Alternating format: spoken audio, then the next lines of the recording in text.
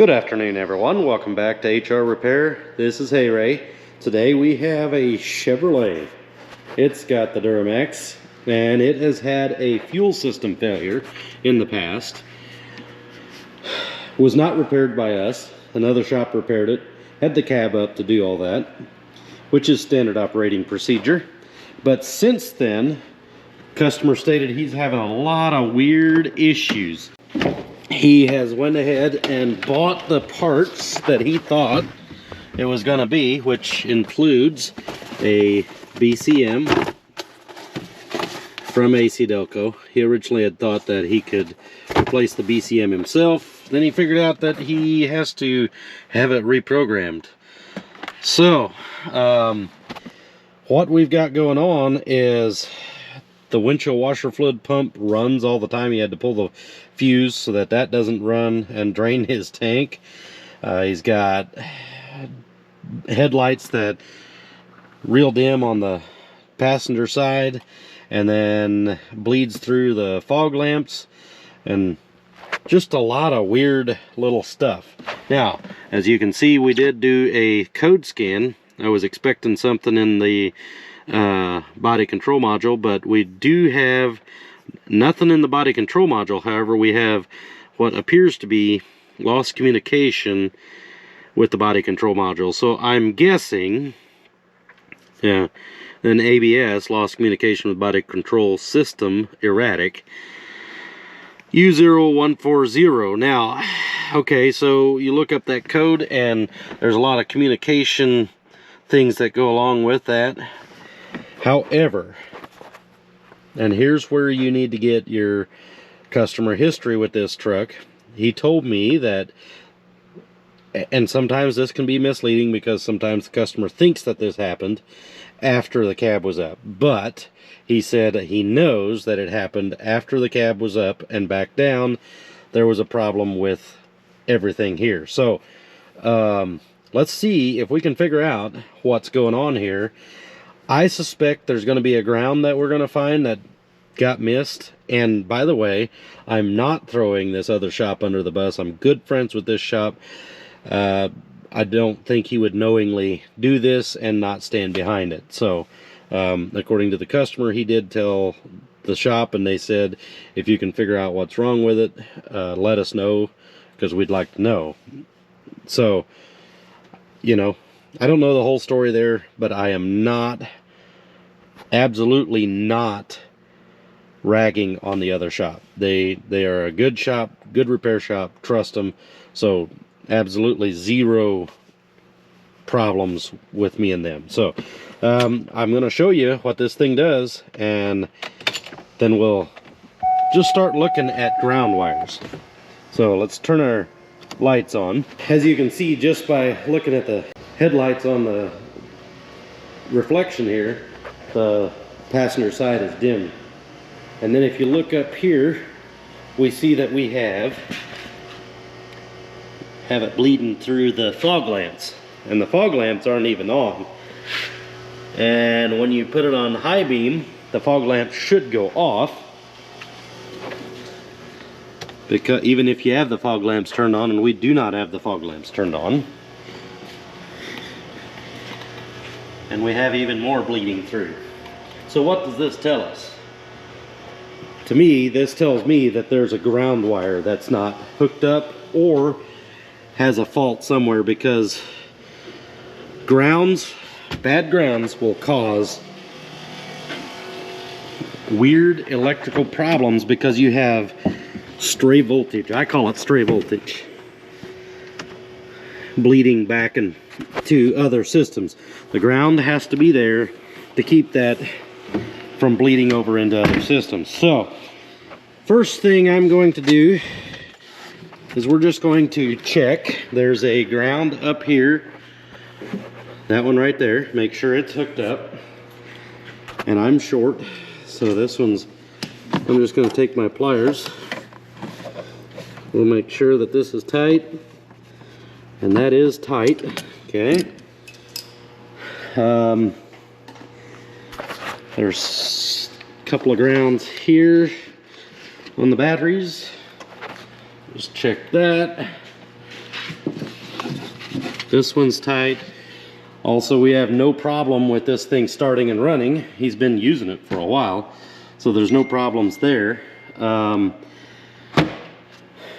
We've got good grounds there. We also have a ground under the driver's side. And then there's a ground on each side in the front that hook onto the front body mount. So we'll want to check those as well.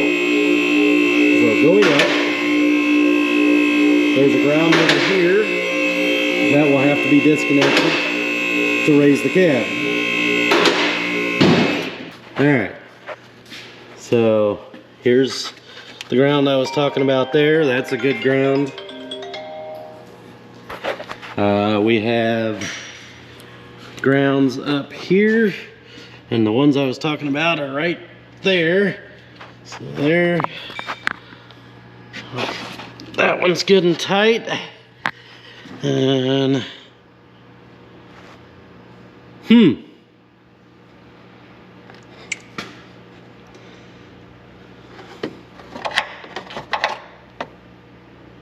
I guess we probably better not ignore that one, should we?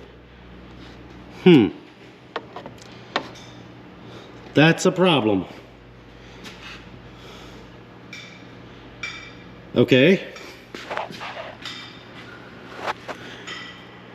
I think we found our problem right here. This is going to definitely cause issues with what we're seeing. So let's let's clean that up and let's put that back together and let's see if that takes care of everything. While we're up, let's just double check all these grounds. Coming up on the side of the motor here, that one's good. I think there's some over here as well. Yep, right there. I know you guys can't hardly see, but I'm gonna get you. Yep, those are tight. Now, just because they're tight doesn't mean that they're good, but let's go ahead and fix that other one and see if it's really that easy. My guess is it really is that easy.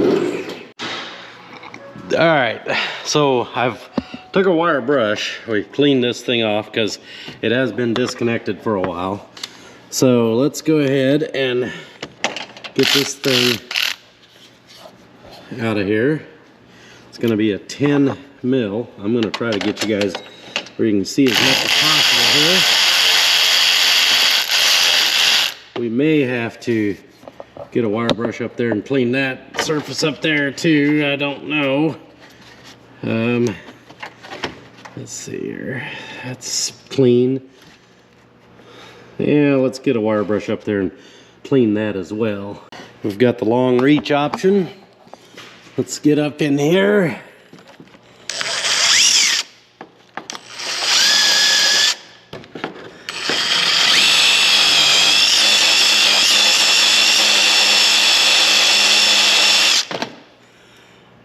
Clean.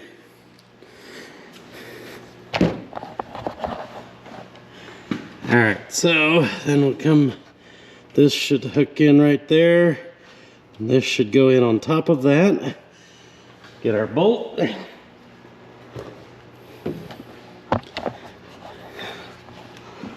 And get this put back in there.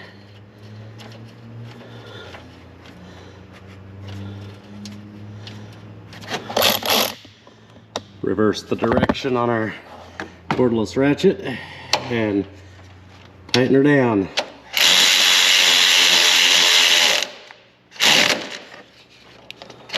Battery's dead. Of course it is. Why wouldn't it be? Let's see if we can get a running start.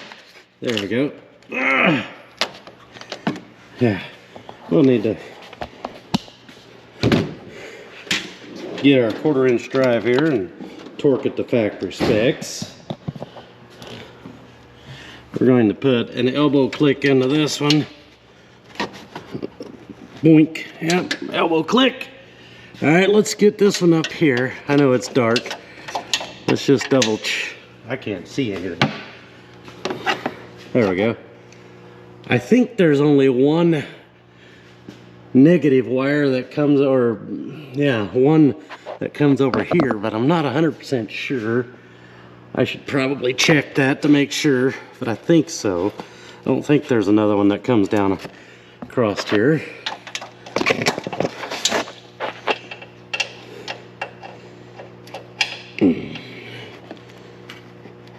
Tight wrist click. But let's just see what we have improved with our hooking up our other one. I think we should see no more voltage bleeding through on the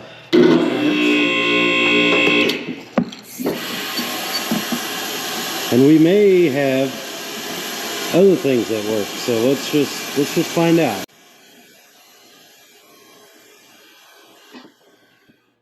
All right, moment of truth. Let's turn our lights on. That's four-wheel drive, Demi. Lights on. Do we have... Okay, we have equal brightness on our headlights. Do we have fog lamps that are bleeding through? Nope. Don't have that either. Let's put our brights on. Fog lamps are still off. Fog lamps are still off. Okay.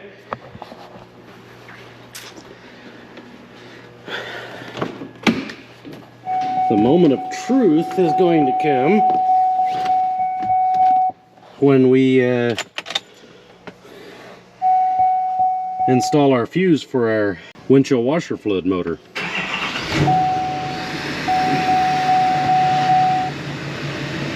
Oh, the other problem he was having was when he had his fuse in for his windshield washer fluid, the hood would also say it's ajar. Now, the service park assist, he said that did work, but the truck was rear-ended or had a damage to the rear end to the tune of about $7,000, and since then it's quit working. He's got codes for the rear park sensors, so there might be one or two that are shorted out, but we know we've fixed the headlight issue. As you can see through there, the headlight adjustment is off, but I believe we've got even, it's more even. So let's go ahead and put our fuse back in for our windshield washer fluid and see what happens there. Alright, hoping I can figure out real quick where that's at. I've always got struggles with these things. Alright, let's see.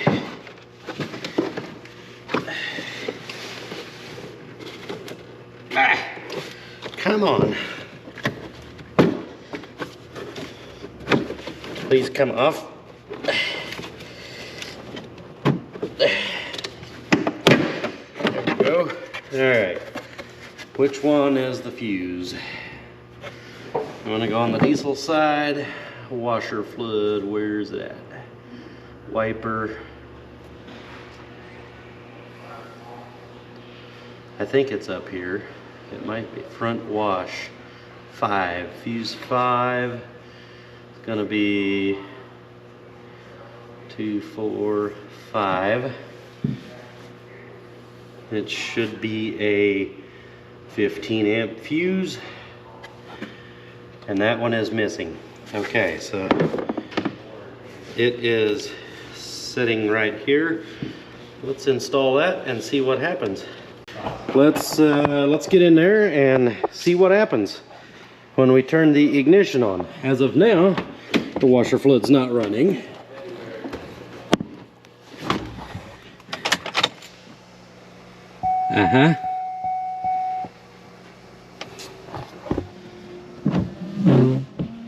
Okay, everything works there.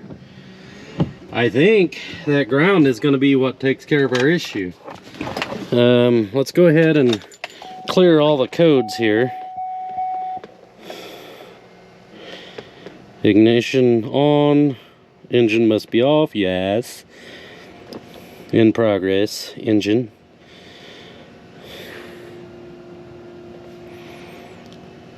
When you're doing a job as big as raising a cab on a GM, there are chances of missing something, and I know enough that I'm pretty sure the other shop will probably pay my invoice if the customer so chooses. But there's literally nothing against the other shop. I don't want anybody to think that that's the case, because if you're local here, you probably know where it was at. So we just don't want to go down that road. It happens to me. There's been customers that have had to take their truck to somewhere else, and you know, maybe it is because the customer was afraid to, you know, bring it in to me, and you know, but if I make a mistake, please bring it in to me, because I want to make it right. I think that's just good business sense, but I think some customers are afraid of doing that for fear of upsetting the shop that it was just at. To me, it's not going to upset me at all. It's going to upset me if I find out that it went somewhere else and I wasn't given a chance to make it right. So it is what it is. Alright, so we have no codes anywhere. My guess is we're going to experience some codes in the backup system, but I don't know that for sure. So let's just see what happens when we go into reverse. Driver door open. Oh, yep, service park assist. So probably if we do a code scan, we're going to see problems with that, which he said he's not too worried about that. But let's just go back in here. We'll do another code scan now that we've got had it running. Let's just make sure that everything's good. I mean, we still do have a lost communication with body control module, or body control system. But none of the others have that problem. So parking assist module, yeah, we have sensor 1, 2, 4 in the parking assist module. We're not going to worry about that because he said not to worry about it, so that's not an issue that we're going to take care of. I think our body control module is good, and then this wire, I believe he thought that this was maybe a ground wire that we might need. This is the one for the hood, going up from the hood to the cab firewall up there. That one is not that important, so he can return this as well. Okay, let's check on that ground on the driver's side, make sure that there's not another wire that needs to be hooked up there, and if there's not, let's take it out and take it on drive and see if anything pops up. Nothing pops up, I think we're going to be good. Alright, let's get this thing out on a test drive, and just to make sure that everything is working as it's designed. Now, I did do some checking, and on the front the front driver's side, there is only one wire coming down to that. So that's all hooked up as it's supposed to be. And like I said, we verified that our washer pump works the way it's supposed to. It shuts off. Customer, he was like, this is ridiculous. Like, the thing just keeps running. It never shuts off until the tank is empty. Well, it doesn't shut off then yet either. It just keeps pumping, but it's dry. So yeah, he was like, I'm not sure what's going on, but it's a typical ground issue. Like, if you have a ground that's erratic, like that one there was probably kind of making contact, but it wouldn't carry a load. So yeah, like I said, it happens. those are the things that can happen on a larger job. So especially with a cab up, there's a lot of things that you loosen, and yeah, it is what it is. But and this thing drives nice.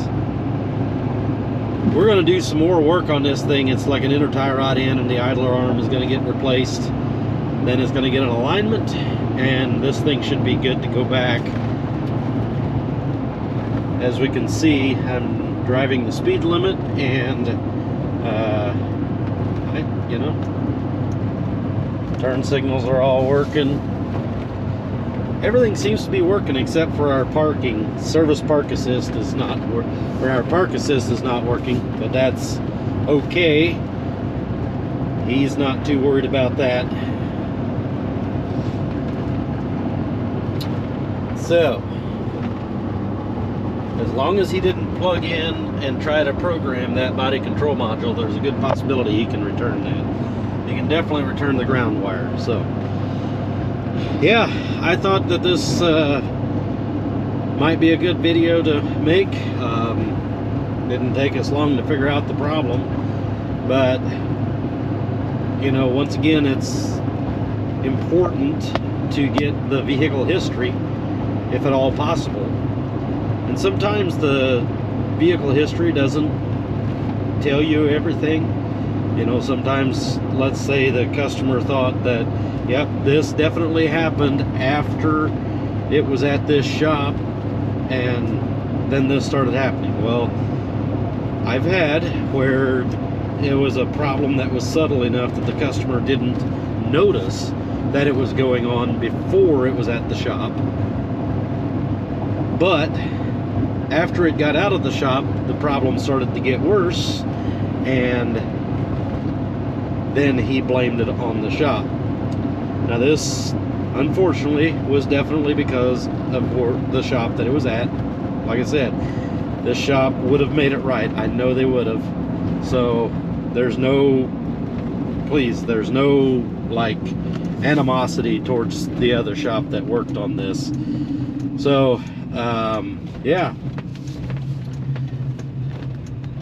because the vehicle history here definitely directed us to what was going on with this thing, and just a quick check of knowing, so if you know that the cab was up and that the problem started after the cab was up, let's do a quick check of the grounds. It seems to be a ground issue. So we know that a lot of the grounds, not all of them, you know, they probably didn't have to take the grounds loose coming from the engine. But like the grounds going to the frame, that you're going to have to loosen. So quick, easy check of all of the grounds going to the frame.